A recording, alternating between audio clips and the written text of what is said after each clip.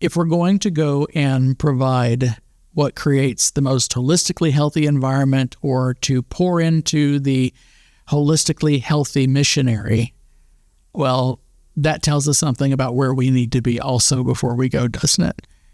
That if you are battling insecurities, inadequacies, insufficiencies, incompetencies, etc. in your own life, if you are in a place where your marriage is struggling or your walk with Jesus is just distant and disconnected right now, this is going to be a lot more of a struggle for you, and you're going to find yourself trying to fake things and trying to speak into things when you're really drawing out of an empty well. So we need to take a step back for just a moment from what you're going to go do on the field and talk about you. Are you at a place where you are really drawing from living water, where you're bubbling over, as it were, spilling over into the lives of people? Is the joy of the Lord your strength? Are you in a place where it's not about your capacity to care? It's about you being so full of Christ's care that others can't help but be cared for.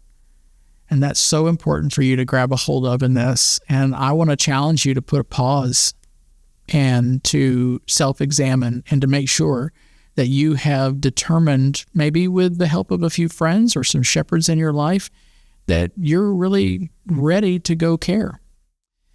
God may be doing a work in your life, and I have to say this, over the last 13 years and 10 years pastoring before that, there were so many times where I was called upon to care for people where I wasn't in the right space to do that. And we kind of can't help that. And when we're in the role of ministry, there are roller coasters and seasons, etc., to life and ministry. And sometimes things are hard and you're battling your own hard while you're coming alongside the heart of others. In that space, I have found God to be so faithful again and again and again to minister to me, but not necessarily by expecting that to come through those I'm there to minister to.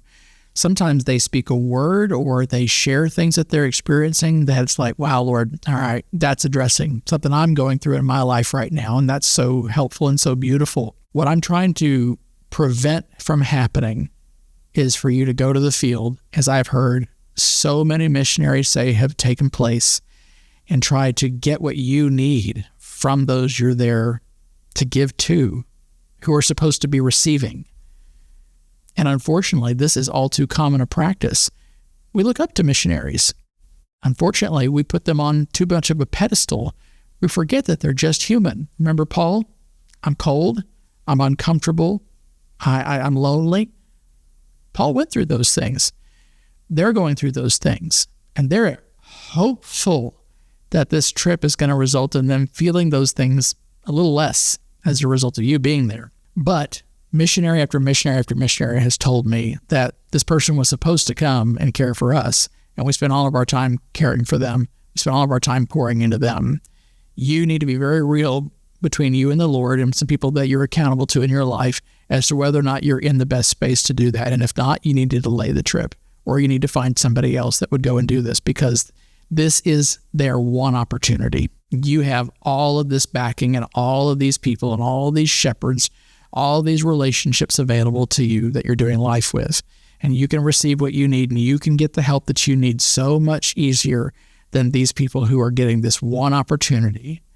So be real, be honest and transparent before the Lord and others as to whether or not you're in the right space to do this. I have firsthand seen what it's like to be involved in missionary care with somebody who is really in the throes of deep insecurities and fears.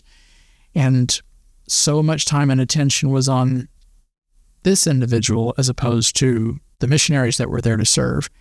And I've had this happen multiple times. And it's really hard because you can't snap someone out of these things. You can't force them. You can't just change behaviors. This is where they are. This is where they are with Christ. You're not going to fix that by just getting them on a plane. So it's better in some instances that they just don't get on the plane at this point. Doesn't mean you don't love them. Doesn't mean you don't care for them. Doesn't mean you don't want to keep discipling them. But if it's going to detract from what these missionaries need with this one opportunity to be visited by people and be cared for, it's not worth it. It's not worth it. It's too much of a cost. I would go so far as to say this is kind of almost like the Paul and Barnabas and John Mark time, where you have to determine, where does this individual, John Mark, really need to be right now? They need to be with a Barnabas. They don't need to go on the next mission in this way. They really need to be encouraged and cared for in their own way, rather than going out to encourage and minister with Paul in this way. And the end result of that, as you know, was Paul also said, and bring John Mark. He's very useful to me. So it's a good thing. It's a good thing that you take a beat, you take a moment, and be cared for yourself, and spend some time where you need it before you go out and try to be the one who cares for others.